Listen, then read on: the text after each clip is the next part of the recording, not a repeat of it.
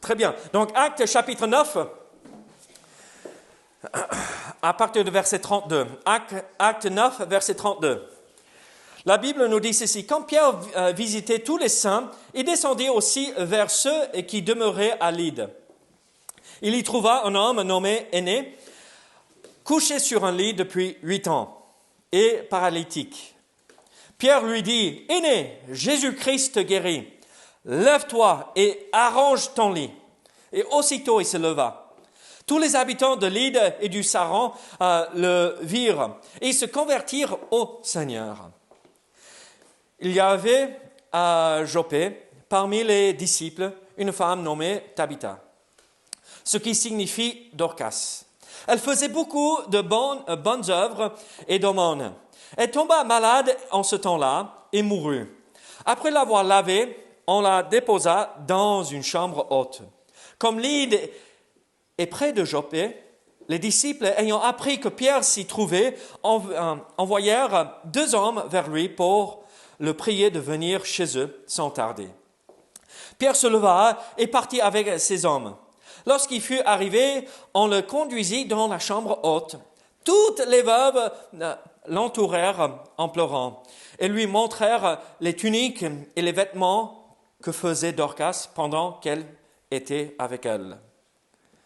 Pierre fit sortir tout le monde, se mit à genoux et pria. Puis se tournant vers le corps, il dit « Tabitha, lève-toi ».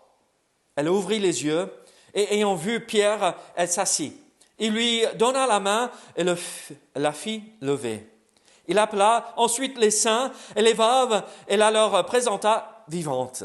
Cela fut connu de tout Joppé et beaucoup crurent au Seigneur.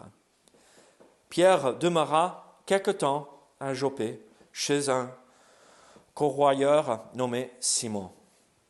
Prions ensemble. Seigneur, sois avec nous ce matin, aide-nous à comprendre ce que tu veux nous enseigner, veux nous montrer ici à travers ta parole.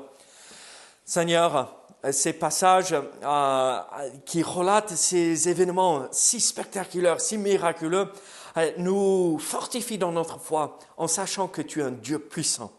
Et que même, Seigneur, tu es le Dieu qui règne sur la maladie et que tu peux accomplir ta volonté parfaite dans ces moments difficiles aussi.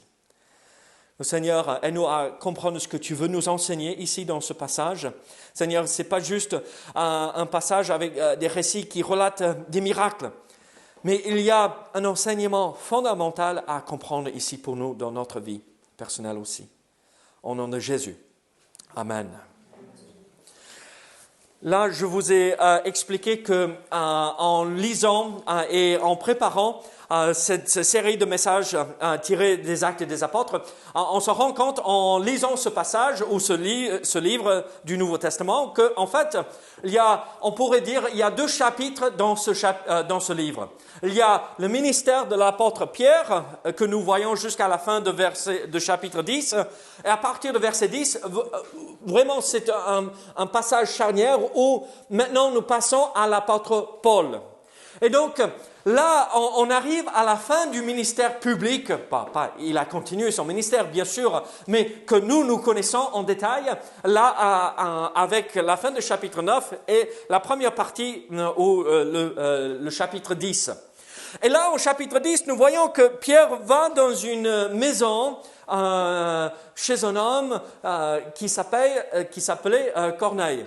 Et donc, un non-juif, un païen, un gentil. Et là, Pierre a eu beaucoup de mal à faire ce que le Seigneur lui demandait de faire. Et en fait, quand nous lisons ce passage, ce que nous venons de lire en chapitre 9, nous voyons que Dieu préparait d'avance le cœur de Pierre pour le ministère qu'il allait accomplir en chapitre 10. Là où Pierre allait ouvrir et amener l'évangile vers les non-juifs. Vous vous rappelez ce que Jésus avait dit, ce dernier commandement qu'il avait donné à ses disciples avant de remonter au ciel? Vous serez mes témoins où en premier? À Jérusalem, après où? Samarie, et après aux autres. Et donc, il a commencé à proclamer, Pierre a commencé à proclamer l'évangile à Jérusalem, le jour de la Pentecôte, n'est-ce pas? Et on voit comment Dieu a agi puissamment dans la vie des Juifs, là où ils ont enfin compris le message de l'Évangile. Et par la suite, nous avons vu que quand Philippe est allé chez les Samaritains, et qu'il a eu cette guérison, n'est-ce pas? Et après, par la suite, Pierre et Jean arrivent et Pierre proclame à nouveau le message de l'Évangile. Nous voyons qu'il était là pour amener l'Évangile aux Samaritains. Donc, Jérusalem, Samarie, et en chapitre 10, il va chez les non-juifs, les païens, les gentils. Et alors, nous voyons ce développement dans le texte de ce livre des Actes des Apôtres, et nous voyons que Pierre, c'est lui à qui Christ avait confié les clés de l'Église, n'est-ce pas? Et en fait, c'est Pierre, chaque fois que nous voyons un peuple enfin recevoir l'Évangile, c'est lui qui est là avec la clé pour ouvrir la porte, pour qu'il puisse intégrer le corps de Christ. Mais Pierre, il est connu pour être... Quel est son caractère, Pierre? Est-ce qu'il est doux, humble? Non. Comment tu le décrirais à Nicole? Presque colérique de temps à autre. C'est lui qui a enlevé l'oreille du serviteur, n'est-ce pas, dans le jardin, par réaction violente. Donc ça, c'est assez violent, n'est-ce pas? C'est lui qui a repris Jésus-Christ. Et qu'est-ce que Jésus lui a dit? Mais derrière moi, Satan. Vous imaginez entendre cela? Oula! Et donc Pierre est, comment dirais-je, tête brûlée, colérique, têtu, un peu, il baisse la tête et il fonce. Il ne regarde pas aux dégâts collatéraux qu'il pourrait avoir. Et donc Pierre, quand il a une idée en tête, vous vous rappelez, non, je ne vais jamais te nier. Et combien de fois a-t-il nié Christ? Oh là, donc vous voyez le caractère de cet homme. Et donc, il fallait que Dieu brise Pierre afin qu'il puisse être utilisé dans le ministère pour accomplir quelque chose de merveilleux. Et là, dans ce chapitre, déjà, il a été brisé. Au moment où il a renié Christ et où il a entendu le coq chanter, là, il a été vraiment brisé. Et Christ l'a repris et l'a remis sur ses pieds par la suite. Vous vous rappelez, après la résurrection et tout cela, ce moment d'où Pierre, paie mes brebis. Et donc là, Pierre commence à changer. À Pentecôte, on voit un homme changé, transformé par la puissance de Dieu. Par la suite, à Samarie, on voit un homme changé, mais il a toujours sa vieille nature. Il a toujours, lui, son caractère à lui. On rigolait dans la voiture un tout petit peu en arrivant, n'est-ce pas, les garçons, avec un Marseillais dans la voiture, c'est compliqué. Tout c'est par rapport à Marseille, tout est par rapport à... Regardez, on a tous notre vieille nature pécheresse, supporter de Marseille. Et c'est presque la guerre, là. D'accord. Regardez, Dieu le sait que nous l'avons toujours en nous. Dieu sait que nous avons toujours ce caractère fort en nous, où nous allons lutter jusqu'à la fin. Et si nous croyons avoir vaincu cette vieille nature, on est à 2 doigts de tomber déjà. Hein? Quand on arrête de veiller, c'est là où nous tombons. Et là, dans ce passage, à la fin du chapitre 9, moi je vois la bonté et la miséricorde de Dieu qui prépare Pierre à faire et à accomplir quelque chose où il n'est pas à l'aise de le faire. Pierre, étant juif de nature, il est juif, de confession de foi, tout son être lui dit, les non-juifs, il ne faut pas entrer en contact avec eux, sinon je suis impur. Vous imaginez? Même presque, pas être trop sévère, mais du racisme. Mais Dieu va se servir de cet homme pour ouvrir la porte afin que le monde entier puisse entrer dans le corps de Christ. Dieu aurait utilisé quelqu'un d'autre, mais il a choisi Pierre. Et dans ce passage ici, à partir du verset 36, nous voyons que Dieu prend soin à préparer Pierre pour cet événement énorme et grand, là en chapitre 10. Regardez, Dieu veut que nous surmontions notre, comment dirais-je, gentiment, notre, entre guillemets, nos préférences, que nous dépassions nos pensées, des pensées par rapport à certaines choses, et que nous le servions entièrement, malgré notre arrière-plan. Et que nous soyons là pour servir tout le monde, et pas juste un petit groupe.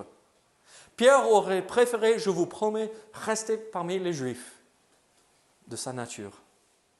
Mais Dieu a dit non, je veux te utiliser pour amener l'Évangile et ouvrir la porte aux autres. Les Juifs, les Samaritains et après les autres avec Corneille et les païens. Alors, comment Dieu a-t-il utilisé ou préparé Pierre pour cet événement que nous allons voir à partir du chapitre 10? Regardez, là dans les premiers versets que nous avons lus ensemble, à partir du verset 36, il y avait à Joppé, parmi les disciples, une femme, verset 32, quand Pierre visitait les saints, il descendit aussi vers ceux qui demeuraient à Lyde. Il y trouva un homme nommé Aîné, couché sur un lit depuis 8 ans et paralytique. Pierre lui dit, Aîné, Jésus-Christ guérit, lève-toi et arrange ton lit. Et aussitôt il se leva. Tous les habitants de Lyde et du Saron le virent et ils se convertirent au Seigneur.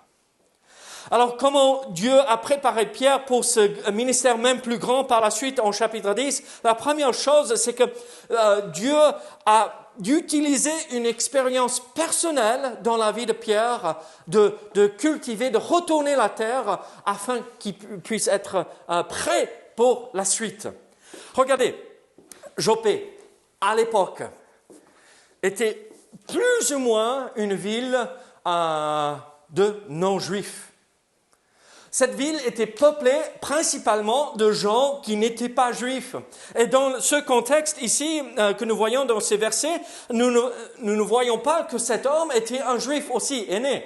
Et donc là, Jésus, ou Dieu prépare l'apôtre Pierre pour confronter ses préjugés vis-à-vis des non-juifs en chapitre 10, par une expérience personnelle. Et il visite les disciples, il rencontre des croyants, des chrétiens nés de nouveau, et là, parmi eux, il y a un homme qui s'appelle Aîné. Et il est fort probable que la grande majorité de ceux qui étaient dans l'assemblée à Joppé étaient des non-juifs à ce moment-là, ou des mélanges avec des Samaritains ou autre chose. Et là, on voit que Dieu permet à Pierre d'avoir une première expérience où on voit la puissance de Dieu intervenir par une guérison. Regardez ce qui se passe. Il arrive là à Lyde et il retrouve un homme couché sur un lit depuis 8 ans et paralytique. Pierre lui dit, Aîné, Jésus-Christ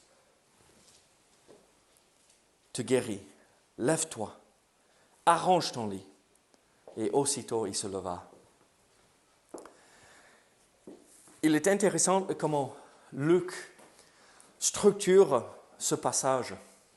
Là, dans les versets 32 à 35, nous voyons cette phrase « lève-toi ». C'est le même mot qui est utilisé dans le verset 40, où Pierre encore à nouveau dit à Tabitha « lève-toi ».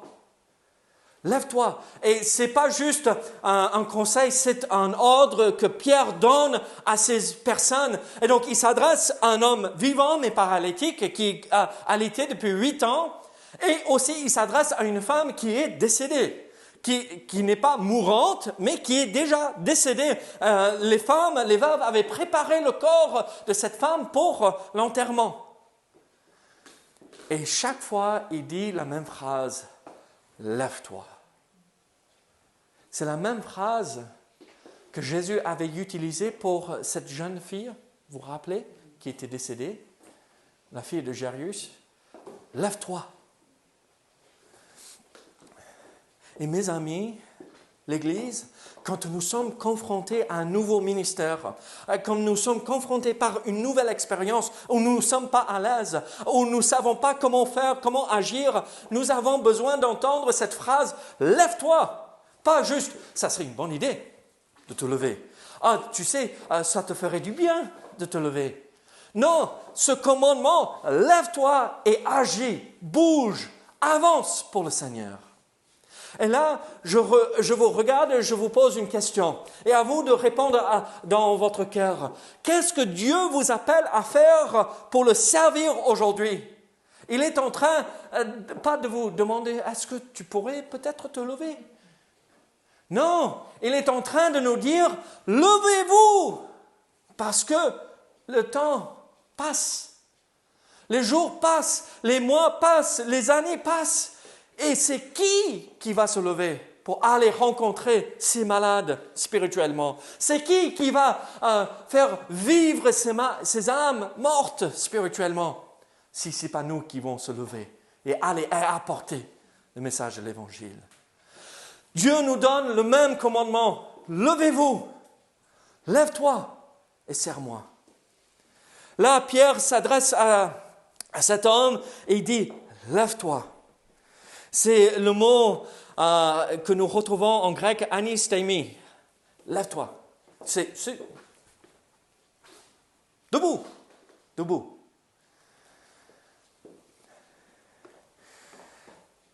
Et qu'est-ce que Pierre fait et accomplit ici? Est-ce que Pierre dit, je te guéris, lève-toi? Qu'est-ce qu'il dit ici? Jésus-Christ te guérit. Ce n'est pas pour jeter la pierre, mais combien de fois on regarde la télé de ces télé-pasteurs et on dit « Je te guéris au nom de... » Je te guéris. Il y a un problème là. Ça ne s'aligne pas du tout. Et en fait, nous voyons Pierre qui dit « Je suis personne ici dans cette situation. » Je sais que Dieu va faire quelque chose de merveilleux. Je sais que Dieu va guérir cet homme. Je sais ce qui va se passer. Et il dit, lève-toi. Lève-toi. Au nom de Jésus, lève-toi. Christ te guérit. Et là, nous voyons un homme qui est guéri physiquement et c'est merveilleux.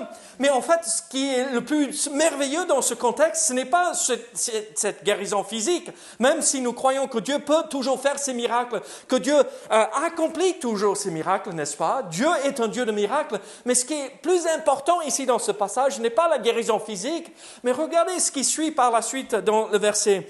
Et aussitôt il se leva, tous les habitants de Lyde et du Saron le virent et ils se convertirent au Seigneur. Voilà ce qui est merveilleux. Voilà le plus grand miracle dans cette situation. Dieu peut faire marcher n'importe qui.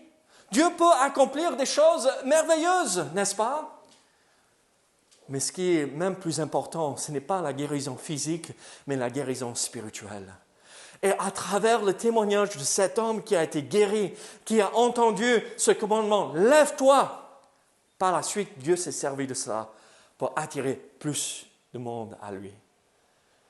Dieu nous dit aussi, levez-vous. Et à travers notre témoignage, nous pouvons voir des âmes venir à Jésus-Christ si nous obéissons à ce commandement. Lève-toi. Qu'est-ce que Dieu vous appelle à accomplir en vous levant pour le servir? Nous voyons ce premier « lève-toi ». Un homme paralytique, un homme physiquement malade. Et Dieu se sert de cette situation pour préparer le cœur de Pierre pour la suite. Mais en utilisant Pierre, nous voyons d'autres personnes venir au Seigneur Jésus-Christ. Mais regardez à partir de verset 36. Ce n'est pas juste des expériences personnelles que Dieu utilise pour préparer le cœur, notre cœur pour un futur ministère. Mais regardez à partir de verset 36. Il y avait à Jopé On s'arrête là. Est-ce que vous connaissez la ville de Joppé? Dans l'histoire de l'Ancien Testament, qui a pris la fuite? Jonas. C'est la même ville où Jonas est allé pour prendre le bateau pour s'échapper. Vous vous rappelez de cela? Et je vous promets, quand Pierre est allé à Joppé, il se rappelait immédiatement de l'histoire de Jonas. Jonas était appelé à aller chez qui? Ninive. C'est des Juifs là, à Ninive? Non. Non, ce n'est pas des gentils là à Ninive. C'est des gens horribles. Et là, quand Pierre allait à Joppé, c'est sûr et certain que cette histoire, ce récit de l'Ancien Testament avait traversé son esprit. Donc Dieu utilise des expériences personnelles, mais aussi il utilise l'histoire et la parole de Dieu pour nous faire comprendre, mais il faut se lever, il faut bouger, il faut agir, il faut servir le Seigneur Jésus-Christ. Alors là, il va dans cette ville de Joppé. Et il voulait s'échapper à quelle ville en passant par Joppé? Vous vous rappelez? Jonas? Lisez. C'est intéressant de savoir d'où Paul vient par la suite. D'accord? De la même ville. Regardez. Il y avait à Joppé parmi les disciples une femme nommée Tabitha. Vous savez ce que Tabitha signifie? Hein? Dorcas. Mais ok, Dorcas, mais ça c'est la traduction, ok? Mais Dorcas, Tabitha signifie quoi? Gazelle. Gazelle. C'est beau ça. C'est cet animal qui gracieux, quand ça saute, ça court, c'est beau. Qui a le prénom ou le surnom Gazelle? Hein? Je le savais. Je regardais à Sylvia parce que je savais que c'était ma gazelle, n'est-ce pas? J'ai entendu tellement de fois. Messieurs, vous avez appelé vos enfants Gazelle, votre épouse Gazelle? C'est beau. Peut-être elles n'apprécieront pas, mais je ne sais pas. Gazelle. Mais cet animal qui fait très attention à tout ce qui passe autour. Bon, la nature, on sait pourquoi. Parce qu'on ne veut pas être mangé. Mais là, c'est cette idée de faire attention, gracieux. Ça saute, ça court, tellement, c'est beau, c'est magnifique. Et donc, c'est cette femme qui, belle, qui court, qui sert, qui est active dans son service pour le Seigneur. C'est quelque chose de merveilleux que nous voyons ici. Il y avait à Joppé parmi les disciples une femme nommée Tabitha, ce qui signifie Dorcas. Elle faisait beaucoup de bonnes œuvres et d'aumônes. Elle tomba malade et en ce temps-là, elle mourut. Après l'avoir lavée, on la déposa dans une chambre haute. Vous imaginez cette situation? Toutes ces femmes veuves, il n'y avait pas la sécurité sociale, il n'y avait pas la CAF, il n'y avait pas tout ce système en place, il y avait l'Église. Il y avait la bonté des uns et des autres autour.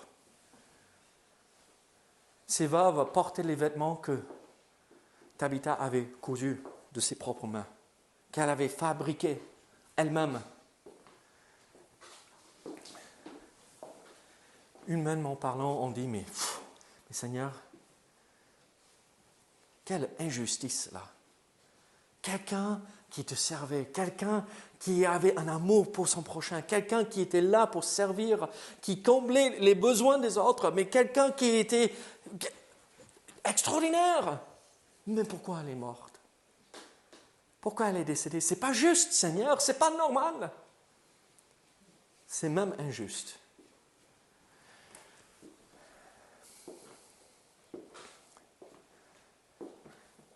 Vous savez ce qui devrait être notre réponse dans cette situation? Le Seigneur donne, le Seigneur reprend.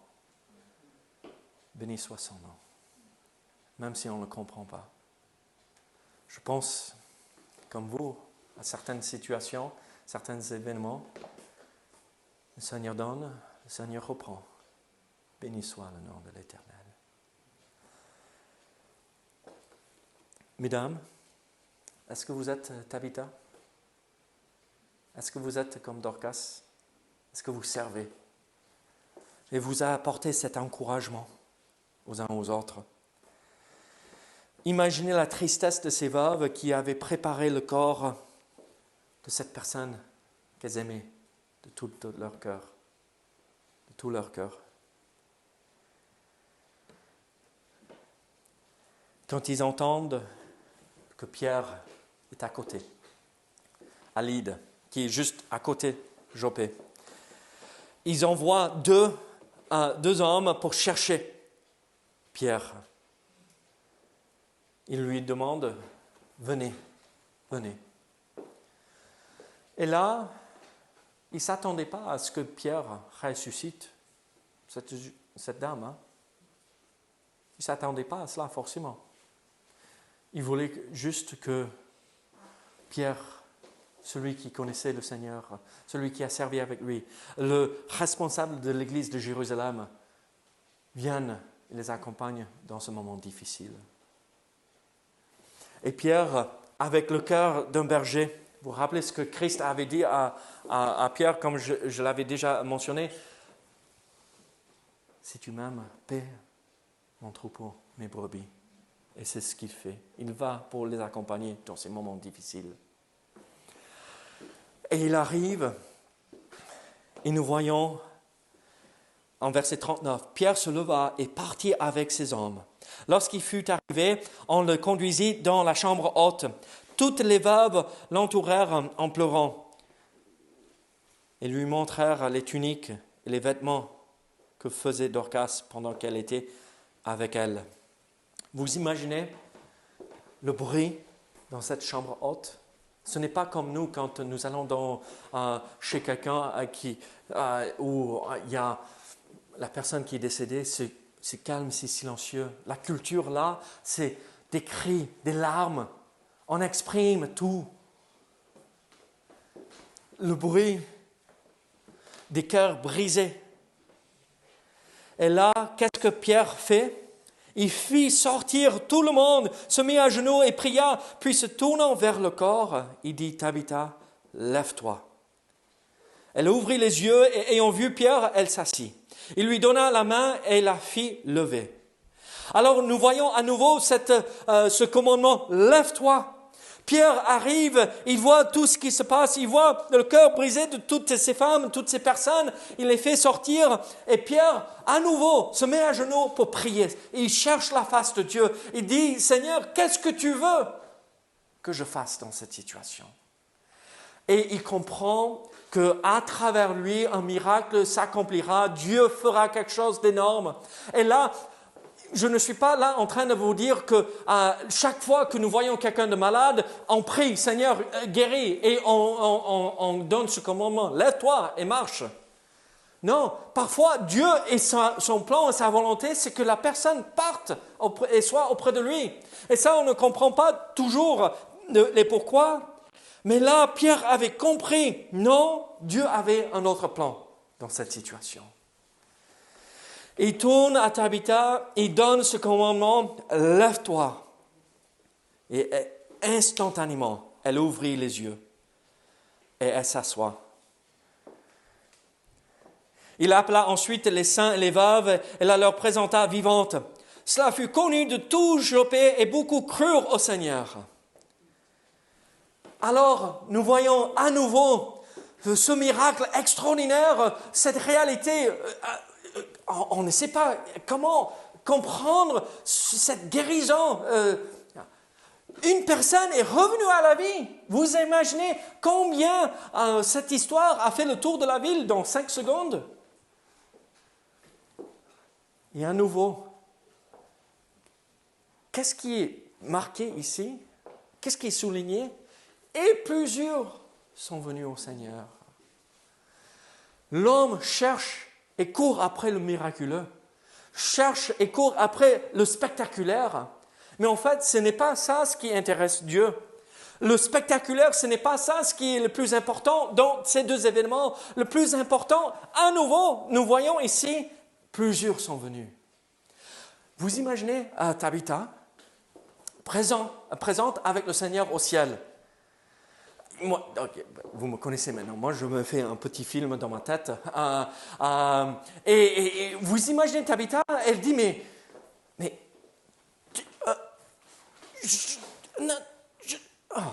je dois redescendre? Non mais Seigneur, je suis tellement bien là. Mais elle redescend. Ce n'est pas ce qui est décrit, ce n'est pas du tout, l'accent n'est pas mis sur la résurrection de cette femme. Forcément, c'est sur la résurrection spirituelle des autres qui viennent par la suite. Est-ce que Dieu fait des miracles? Amen, gloire à Dieu, oui, tout le temps. Mais ces miracles ont un objectif, c'est de montrer la puissance de Dieu pour attirer plus de monde à lui. Là, Pierre est dans cette ville, Joppé, où Jonas a essayé de s'échapper parce qu'il ne voulait pas aller là où Dieu l'avait envoyé, chez les non-juifs. Ces gens méchants. Et Pierre, en étant dans cette ville, à nouveau, il voit que Dieu va utiliser des circonstances pour amener d'autres personnes à lui. Et ça le prépare pour le chapitre 10, où Corneille vient. Et après, l'évangile et la porte vers les non-juifs s'ouvre. Je regarde ce récit. Lève-toi, une expérience personnelle. Une histoire, l'histoire, la parole avec Jonas pour Pierre. Tout cela, c'était pour préparer cet homme pour annoncer l'évangile aux autres. Je regarde ici à tous ceux qui sont devant moi. Je vois des gens qui viennent de pays différents, d'arrière-plans complètement différents, de cultures différentes, de langues différentes. Dieu peut se servir de votre expérience personnelle dans le ministère qu'il vous confie. Il vous commande, levez-vous, servez-moi. Mais utilisez votre vie personnelle comme témoignage. On voit aussi la parole de Dieu et cette histoire, ce récit que nous voyons avec Jonas et tout ce qui a dû traverser l'esprit de Pierre. Mais mes amis, vous avez tous seule chose en commun, là, ici, ce matin. Bon, pas une seule chose, plusieurs, mais au moins une seule chose que moi je vois. Vous avez tous la Bible dans votre main. Soit imprimée, comme on rigolait, ou soit sur le portable, comme on fait aujourd'hui. Vous avez tous la parole de Dieu et la parole nous convainc de ce qu'il faut faire et la parole nous dit ceci, levons-nous pour le servir. Allons-nous entendre ce commandement pour aller se lever pour le servir? Qu'est-ce que Dieu vous appelle de faire et accomplir pour lui? Pierre a eu du mal au chapitre 10. Beaucoup de mal. Non, Seigneur, je ne peux pas manger ça, c'est impur.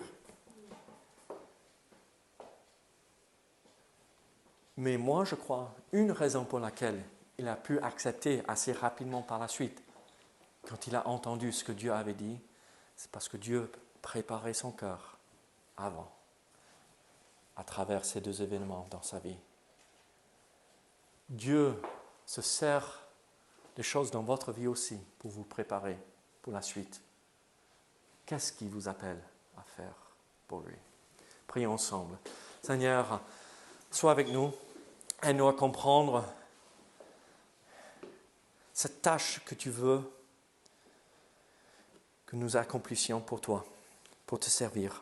Seigneur, ça peut être simple comme le ménage dans le bâtiment ici, ou aller distribuer des évangiles quand nous sortons pour l'évangélisation, ou parler avec celui avec lequel nous travaillons, ou avec le voisin ou la famille.